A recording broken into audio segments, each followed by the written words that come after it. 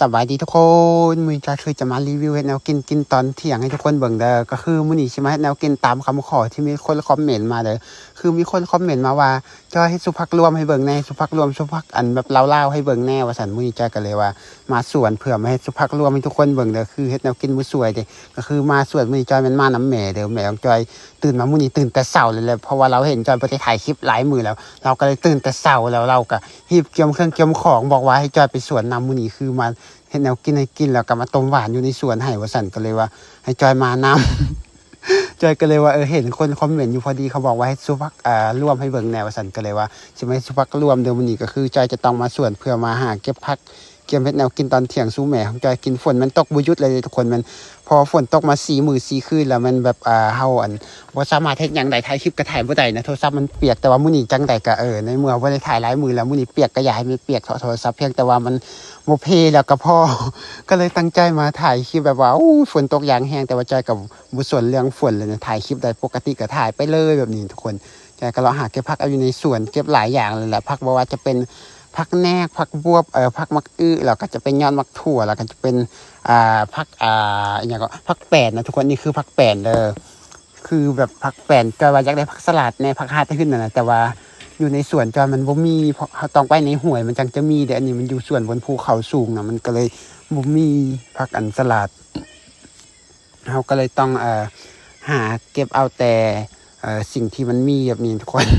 ช่วงนี้ผักยังบ่ค่อยหลายเพราะว่าหากระเริ่มเข้าหน้าฝนแบบนี้นะหลังจากเก็บผักแล้วจะก็เป็นมักเพชรพร้อมเป็นมักเอือดนะแล้วต่อมาจะก็ต้องมาดังไฟเกียมจะขางหม้อเด้อทุกคนละขางหม้อจะต้มผักน้ำที่จะต้มผักจะเป็นน้ำฝนเลยเด้อทุกคนเพราะว่าเราตรงน้ำฝนไว้น้ำมันคือหลายแห้งหลังจากเราขางหม้อเราก็คือจะเอามักเพชรใส่น้ำต้มไว้เวลาจะใส่ซุปผักเลยทุกคนหลังจากเราต้มมักเอือดต้มมักเพชรแล้วก็ขางหม้อไว้ต่อมาจะก็ต้องมาซ้อมผักเด้อผักท้ายน้ำมันเดือดเราก็ต้องซ้อมผักก่อนผักเดียวเก็บมาก็คือได้หลายเติบทุกคนจะมีใบมักมันต้นเด้อมักใบมักซับปะหลังนะทุกคนใบมักมันต้นหรือว่าอยู่บ้านเจ้าเอิ้นมักมันกอดิคือจอยเก็บมาได้หลายเติบอยู่เลยทุกคนเพราะว่าให้กินมื้อสวนมื้อนี้จอยจะเฮ็ดสู่แม่กินอยู่ในสวนคือว่าแหละจอยก็บ่ได้ถ่ายคลิปหลายมื้อแล้วอีกอย่างจอยก็อยู่หน้านอนสู่มื้อแม่จอยเราทนบ่ไหวเพราะว่าเรามาเฮ็ดเวียกสู่มื้อแล้วจอยนอนเสยแบบนี้พอแม่มาเฮ็ดเวียกจอยนอนเสยแบบนี้มื้อนี้แม่จอยก็เลยเตรียมเครื่องแต่เช้าให้จอยมาสวนน้ำว่าซั่น จอยก็เลยต้องมานำเขาเจ้ามาแบบของจอยเฮ็ดเวียกอยู่อีกวันนึงแม่เฮ็ดเวียกอยู่วันนึงแบบนี้นะแต่ว่าจอยก็เฮ็ดแนวกินพุ่นแล้วก็ส่งให้ทั้ง2คนแบบนี้นะคือหลังจากเราสอบพักแล้วเรียบร้อยแล้วต่อมาจอยก็จะต้องเอามาล้างน้ำด้วยทุกคนล้างน้ำก็คือล้างน้ำฝนคือเกาล้างลำบากแห้งนะเพราะว่าโต๊ะป้งดินมันก็สิเปื้อนก็เลยป้งบ่อนที่อยู่ในวันที่สูงอย่างประมาณนี้ด้วยทุกคนก็คือ มีสิตกนะกว่าจะล้างแล้วก็บ่แม่นง่ายหลังจากเราล้างน้ำแล้วมาเบิ่งหม้อเบิ่งว่ามันเดือดบ่หลังจากเขาเบิ่งน้ำมันเดือดแล้วต่อมาก็คือจะเอาผักลงไปเลยทุกคนเพื่อต้มเด้อคือจะต้มปลาให้มันสุกหลังจากเขาต้มผักเอาปลาไว้เรียบร้อยแล้วก็คือจะฝาปิดไว้แล้วก็พยายามดังไฟใส่ให้มันสุกแต่ว่าในระหว่างถ่ายผักมันสุกต่อมาจะก็ต้องไปขุดขาก่อนเพื่อจะมาให้ซุปผักเลยทุกคนต้องไปหาขุดขาอยู่ในสวนขาเป็นขาอยู่ในป่าเลยได้อยู่ออกในกลางสวนเฮาบ่ได้ปลูกกันทุกคนเฮาหากินเอาอยู่ตามป่านี่อยู่บ้านจอยคือว่าแหละตลาดในหมู่บ้านเฮามันอยู่ในกลางป่าผู้ใดขยันก็ได้กินผู้ใดขี้ขันก็บ่ได้กินเพราะว่าตลาดบ้านเฮาบ่ได้ซื้อเลยคันเฮาขยันมันหากินตามป่าได้เลยแบบนี้นะ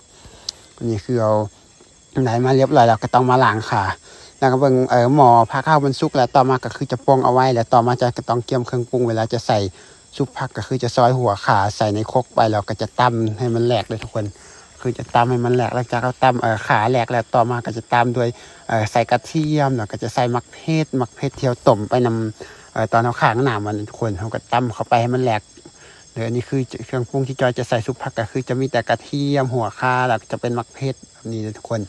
นี่คือเครื่องปรุงที่เราจะใส่ในการเฮ็ดซุปผักรวมเด้อหลังจากผักมันสุกแล้วต่อมาจะตักเอาใส่ใบตองเลยทุกคนใส่ใบตองซุปในน้ำตองเลยเดี๋ยวมื้อนี้เราก็ตามด้วยการเอาผักหอมใส่แล้วก็ผักหอมที่จอยจะใส่ให้มันหอมอีกเถื่อก็คือจะเป็นใบขิงนะทุกคนเอาใบขิงใส่เข้าไปแล้วก็โคเลมันเข้ากันจอยบ่มีไม้ถูหรือว่าตะเกียบจอยก็เอาบ่วงเอาเลยทุกคนบ่วงหรือว่าเอิ้นสอนอยู่ไทยเอิ้นสอนแล้วก็อยู่ลาวจะเอิ้นว่าบ่วงส่วนอยู่ไทยเอิ้นตะเกียบอยู่ลาวจะเอิ้นไม้ถ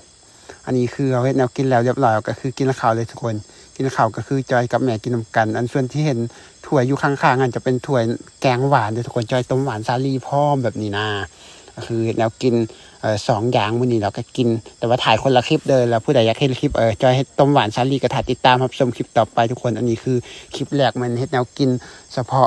เฮ็ดซุปผักรวมตามคำขอสำหรับผู้ใดอยากเห็นคลิปอีหยังก็สามารถคอมเมนต์มาได้เด้อช่วงนี้เพื่อจอยว่างจอยถ่ายให้เบิ่งเพราะว่าช่วงนี้ฝนตกนะจอยอยากถ่ายคลิปแห้งแต่ว่าถ่ายบ่ค่อยได้เพราะฝนตกแห้งแบบนี้นะก็เลยถ่ายคลิปอีหยังผู้ใดอยาก